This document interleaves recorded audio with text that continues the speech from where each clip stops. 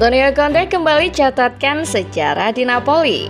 Usai membawa tim asal kota Naples juarai Serie A musim lalu, kali ini Conte membawa Napoli juarai Supercoppa Italiana. Di laga final, Rasmus Højlund dan kolega membekuk Bolonya.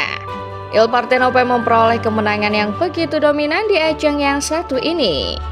Musim ini ada beberapa perubahan yang dilakukan Conte dan beberapa perubahan itu ternyata membawa dampak positif. Conte seakan menyatukan dua kutub strategi yang kelihatannya mungkin tak bisa bersatu. Lalu bagaimana strategi Conte mendominasi Supercoppa? Starting 11 Moment kali ini akan mengulas kesuksesan Napoli juarai Supercoppa Italiana menggunakan taktik menarik Antonio Conte. Apa rahasia di balik trofi kedua Conte di Napoli ini? Simak ulasannya berikut.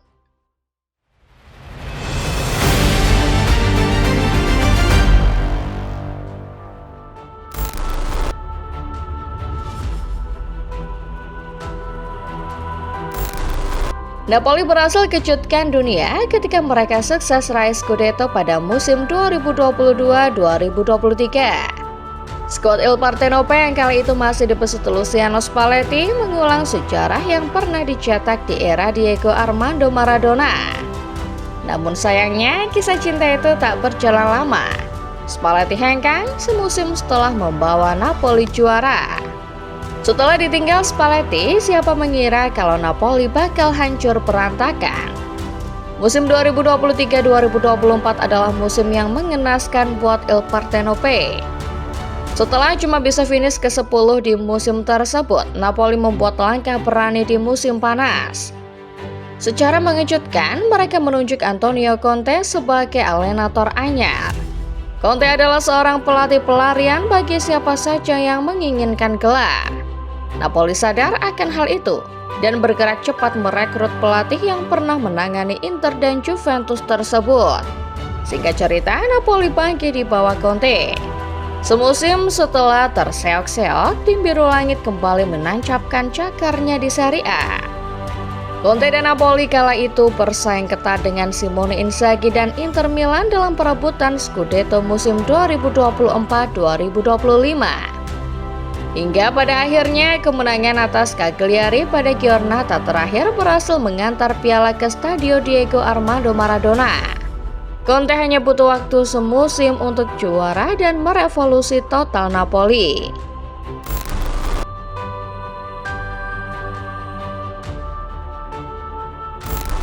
Dari awal banyak orang yang skeptis terkait penunjukan Antonio Conte di Napoli. Masalahnya, Presiden Il Partenope Aurelio De Laurentiis dikenal sebagai pemimpin klub yang kerap berkonflik dengan pelatih.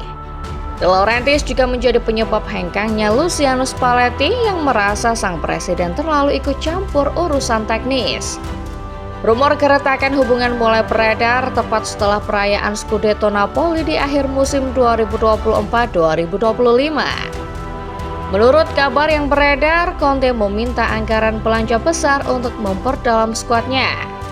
Namun keinginan Conte itu tidak sejalan dengan De Laurentiis yang tidak ingin mengeluarkan anggaran belanja besar buat Napoli. Seiring waktu, rumor itu bergulir kencang. Conte bahkan sempat dikait-kaitkan dengan klub-klub raksasa Serie A lainnya. Namun pada akhirnya De Laurentiis buka suara menyebut bahwa semuanya adalah kabar bohong. Sang presiden belak-belakan mengungkapkan kalau dirinya mendukung penuh Conte. Pernyataan De Laurentiis itu ternyata bukan sekadar omong kosong. Conte mendapat kucuran dana besar untuk belanja pemain di musim panas 2025. Napoli merekrut sekitar 11 pemain anyar termasuk para pemain free transfer dan pinjaman. Dengan pengeluaran sebesar 115,1 juta euro, Napoli jadi klub terporos keempat Serie A di bursa musim panas 2025.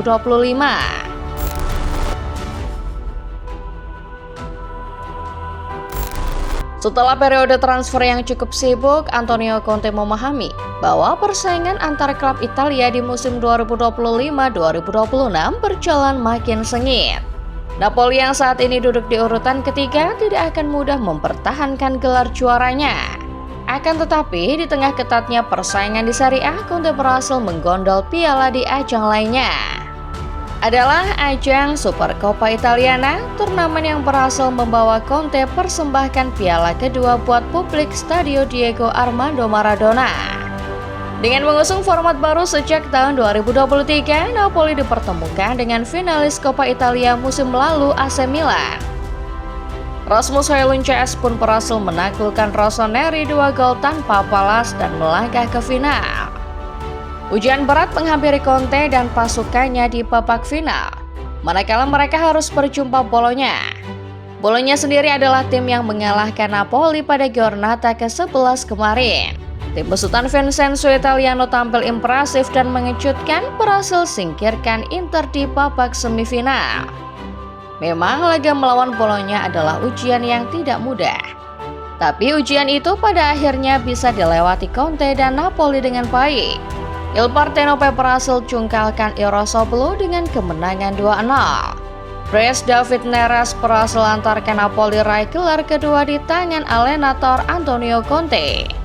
Lagi-lagi capaian ini menjadi capaian yang bersejarah karena gelar Supercoppa Italiana musim 2025-2026 ini adalah yang pertama buat Napoli sejak musim 2014-2015.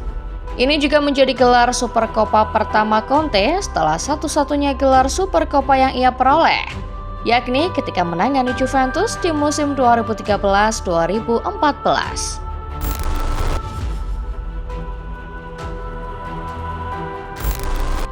Mentalitas seorang juara tentu menjadi kunci keberhasilan Antonio Conte menjuarai Supercoppa Italiana musim ini bersama Napoli. Namun perlu dicatat bahwa Conte juga punya strategi mematikan tersendiri buat menaklukkan turnamen ini. Bisa dibilang Conte bak menyatukan dua kutub yang sering dikenal bertolak belakang.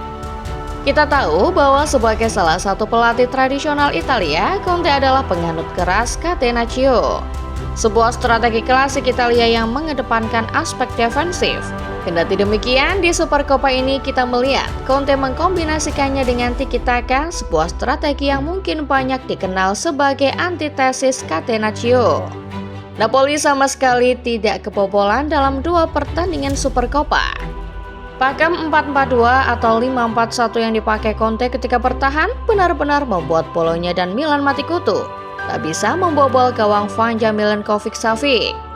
Napoli cuma menerima 6 shot on target secara keseluruhan, membuktikan betapa efektifnya aspek defensif strategi Conte. Yang menarik dalam hal menyerang, Napoli mengandalkan one to pass, kombinasi umpan-umpan pendek cepat khas permainan tiki-taka. Permainan seperti banyak terlihat terutama di laga kontra Bolonya. David Neres dan Rasmus Højlund menjadi dua pemain Napoli yang paling sering melakukan kombinasi 1-2 untuk membobol lawan.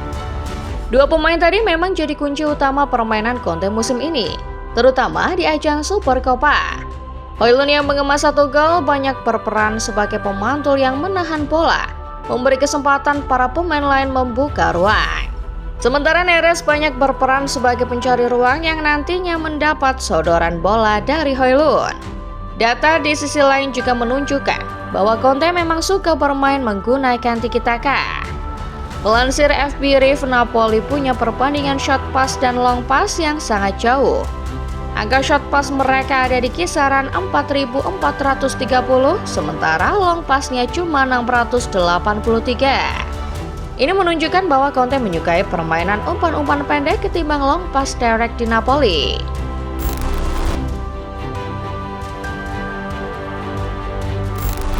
Pencapaian 2 gelar dalam 2 musim jelas membuktikan bahwa Antonio Conte memanglah seorang pemenang. Meski begitu, musim ini perjuangan Napoli belum usai. Ada satu hal yang selama ini masih melekat dalam diri Conte, dan pelatih asal Italia itu masih mencari cara untuk menghilangkannya. Setelah juara, musim kedua Conte biasanya berjalan tidak sebaik musim pertamanya. Ada yang bilang itu kutukan, dan musim ini kutukan itu sepertinya kembali menimpanya. Napoli masih terjebak di urutan ketiga Serie A. Sementara di Liga Champions, Il Partenope masih berada di urutan ke-23, terancam tidak lolos ke fase berikutnya. Tak bisa dipungkiri, Conte memang punya skuad yang tangguh dan militan. Namun pelatih yang juga pernah menangani Chelsea dan Tottenham Hotspur itu merasa skuadnya belum cukup kuat. Conte menyangkal pendapat bahwa skuadnya yang sekarang bisa mendominasi Serie A. Tidak, saya pikir itu tidak benar. Saya bohong kalau bilang begitu. Kami juara dengan skuad yang sangat tipis musim lalu. Kemudian kami mendatangkan pemain-pemain baru di musim panas. Karena itu kami pikir kami tidak berada pada posisi yang dominan. Saya tidak bilang kami siap mendominasi, karena kami bahkan belum mendekati level itu, kata Conte ketika ditanya apakah Napoli bisa mendominasi Italia musim ini atau tidak. Pada akhirnya, Conte tetap telah berhasil membuktikan bahwa ia layak menjadi juara. Kombinasi antara Catenaccio dan Tiki Taka yang ia peragakan musim ini. Tapi misi Napoli belum usai. Masih ada UCL yang harus diperjuangkan serta Scudetto yang harus dipertahankan. Lantas, setelah memenangkan Supercoppa, akankah Napoli pertahankan gelar Serie A mereka? Sanggupkah mereka melaju jauh di kompetisi Eropa Liga Champions? Tulis pendapat kalian di kolom komentar ya. Like video ini kalau kalian suka, subscribe channel Starting 11 Moment dan jangan lupa nyalakan notifikasinya supaya kalian gak ketinggalan setiap update dan pembahasan menarik seputar sepak bola lainnya setiap hari. Terima kasih dan sampai jumpa.